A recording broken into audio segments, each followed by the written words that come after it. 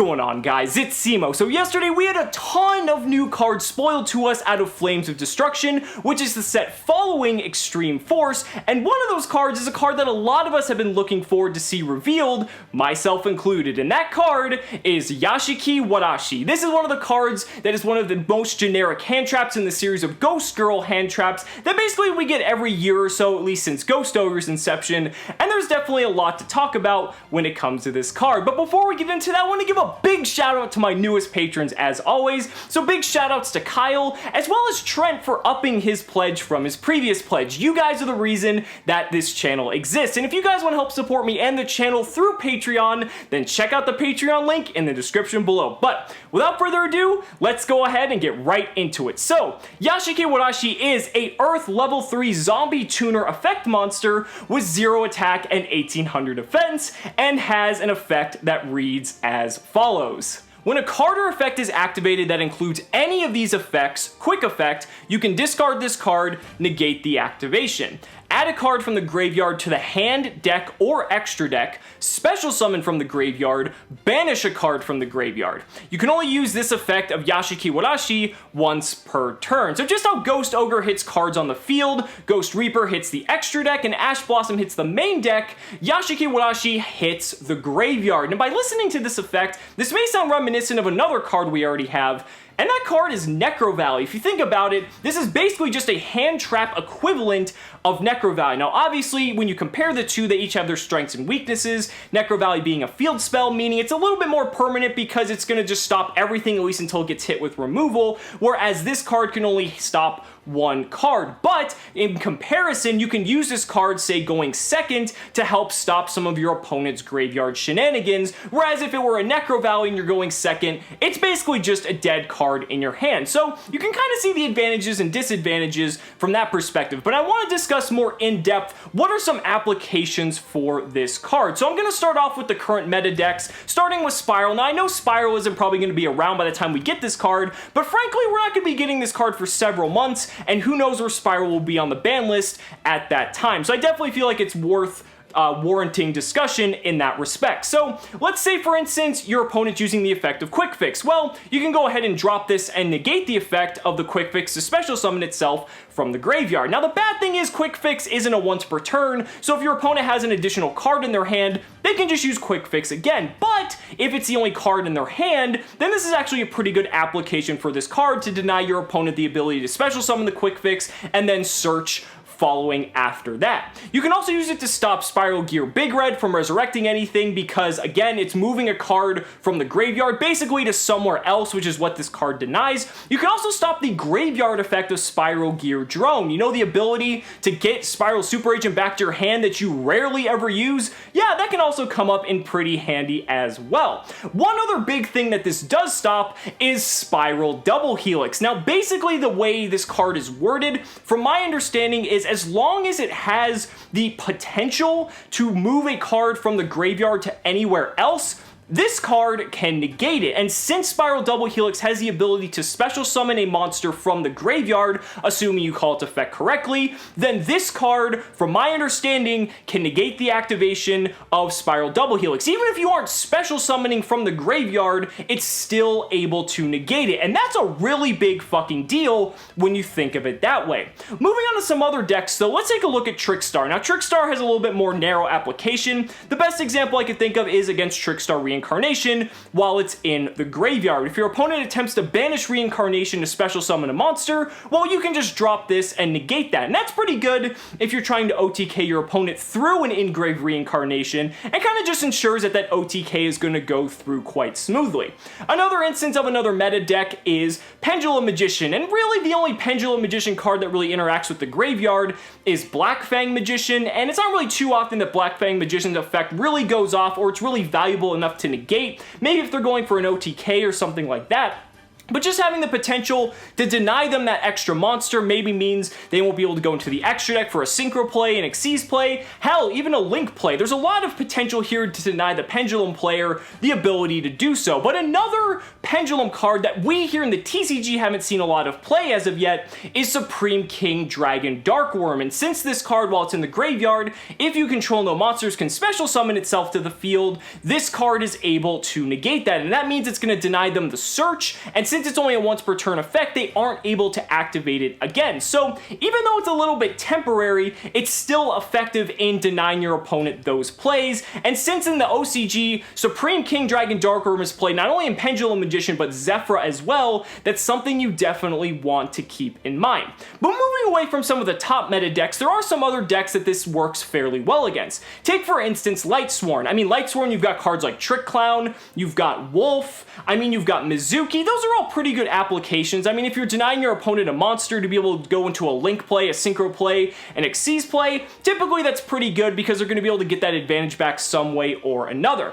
This card can also be used against Fairy Tail Snow, but do keep in mind, since Fairy Tail Snow is not once per turn, if they activate Snow and you drop this to negate Snow, they can just activate Snow again by banishing an additional 7 cards. Now that does deplete them of resources, but at the same time, if it's not accomplishing the goal that you want, then it's not really going to help you, because if you really need Snow denied, they're still able to special summon it if they can detect that Snow is going to punish you very hard.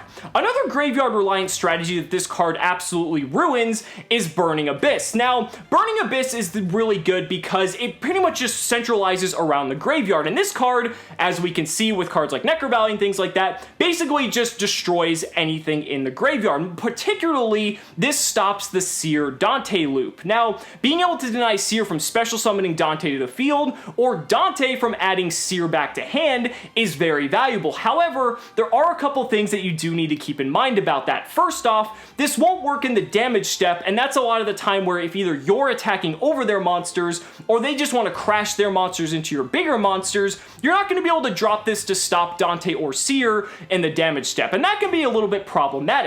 The other issue is, if you use something like Dark Hole to wipe their board, the Burning Abyss player is more than likely going to be able to stack their chain links to protect cards like Dante and Seer on the lower end of the chain, and you're not going to be able to negate those with this card because it's not going to be the last card that was activated, and that's when this card has to be used. So a skilled Burning Abyss player should be able to play around this card fairly easily, but if they're pretty much out of resources and they're a little bit desperate, you might be able to catch them off guard with this.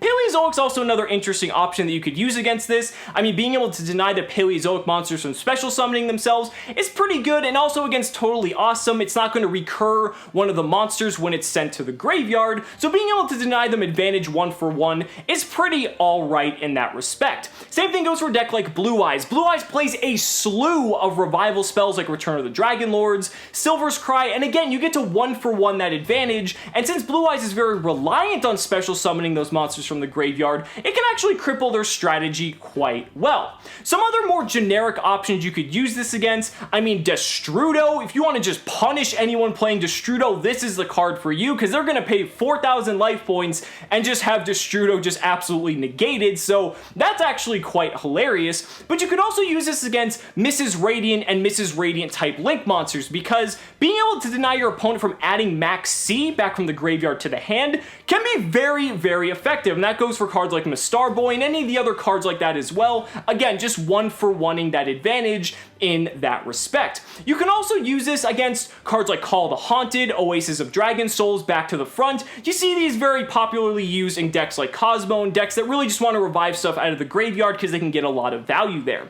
Now, looking into the OCG, they also have a little bit further application as well, because they can stop Monster Reborn, which is one of the craziest cards in this game, and they can also, to an extent, I would say, stop Plant FTK. This card hits a wide variety of cards in the Plant FTK deck, like Glow Up Bulb, Spore, it hits Steam the Cloak, and you can also use it against Phoenixian Cluster Amaryllis. Now, to be fair, that's not a once per turn effect, but they do need an additional plant monster in the graveyard to banish to FTK you. So if they don't have enough plant monsters, you'll actually be able to survive the FTK, and you'll be able to play the game on your following turn. So that is something you might want to keep in mind as well. Now the thing is, I've just discussed a ton of applications for this card, but is there another card that we could use instead that would actually do the exact same thing, but almost in a more effective way? Yeah, there is. It's called DD Crow. Every single card I basically just listed on here, for the most part, can basically be stopped with DD Crow at the same time. If your opponent's targeting anything with the cards that I just mentioned, or those cards are specifically activating in graveyard to resurrect themselves, you can just banish them with DD Crow. Not only will it stop the effect, but it also is a more permanent solution because you're not having to worry about the card later. Some of these cards can be triggered again on your opponent's next turn because they're once per turn effects, and if they're not banished or basically removed from the graveyard in any way, then you're gonna see it again on the next turn. Now, I guess if you kill them, it's kind of irrelevant, but I feel like DD Crow is a more permanent solution to basically everything I just listed before getting to this point in the video. So I wanted to focus on some cards where this card basically outshines DD Crow in a lot of different ways. Now, we're going to start off with a card like Seif, Raingear, Gamma. Very similarly to a card like Spiral Double Helix, it's my understanding that this card will stop Seif, Raingear, Gamma since it has the potential to special summon a Seif Frame Driver from the graveyard, meaning this card is another solution to negate Seif, Raingear, Gamma. Now that's pretty neat, and that's something that DD Crow can't do, so that's something you definitely want to keep in mind. This card can also stop Soul Charge, which as we know can be one of the most cripplingly powerful one-ofs in this entire game, and really doesn't have a solid option. Sure, DD Crow can banish one monster, but why banish one monster when you can negate the entire effect in general? There's also a card like Invocation. Funny enough, Invocation is probably the best use of this card that you might want to see it in the side deck, because if you can stop an Invocation, Invocation has an effect where it banishes monsters in the graveyard, or rather it has the potential to, meaning you can stop Invocation summoning by using this card, and that's an absolutely phenomenal application when it comes to this card. There's also cards like Infernoids. Now, you can't stop the inherent special summoning of Infernoids, but you can stop the Infernoid's ability to banish cards in your graveyard. So if you really need your combo piece in the graveyard, this is a good way to help out that. There's also Firewall Dragon. Again, Firewall Dragon is an effect that includes the potential to move cards from the graveyard to the hand. So if your opponent's actually trying to bounce something on your field, this card can still negate it, even if it might not necessarily target a card in the graveyard. So that's actually something that you might want to keep in mind as well. And then ironically, this card can also stop DD Crow, since DD Crow would be moving a card from the graveyard to the banish zone. So ironically, I just compared this to DD Crow, and this happens to out DD Crow at the same time. So ultimately, what do I think? I don't think this is the next Ash Blossom. I think it is an incredibly powerful card, but you definitely have to keep in mind that it is meta dependent. Ash Blossom is so much more ubiquitous and so much more universal in its application because so much more searching and movement, I guess you could say, is done in the main deck in comparison to the graveyard. Now, sure, we've had our graveyard formats like Shaddoll, Burning Abyss, etc., but you have to keep in mind that the main deck is your essentially primary pool of resources. So this definitely isn't going to be the next Ash Blossom. I definitely think, though, this is going to be a very worthy side deck card for a lot of different matchups, but again, it's kind of where you weigh, is DD Crow better than this card when it really boils down to it? And I think DD Crow is actually going to be better in a lot of instances compared to this card, even though this card can stop some of the most powerful cards in this game, like Soul Charge. But guys, those are just my thoughts. Let me know down in the comments what you guys think about this new hand trap. I'd really love to hear your thoughts. Guys, thank you so much for watching the video. Be sure to like the video as always. Subscribe to the channel for more amazing Yu-Gi-Oh content. And if you found this video informative, consider backing me on Patreon, because just by pledging only $1 a month, you're investing in my ability to continue bringing you amazing Yu-Gi-Oh content. So thanks so much again, and we'll see you next time.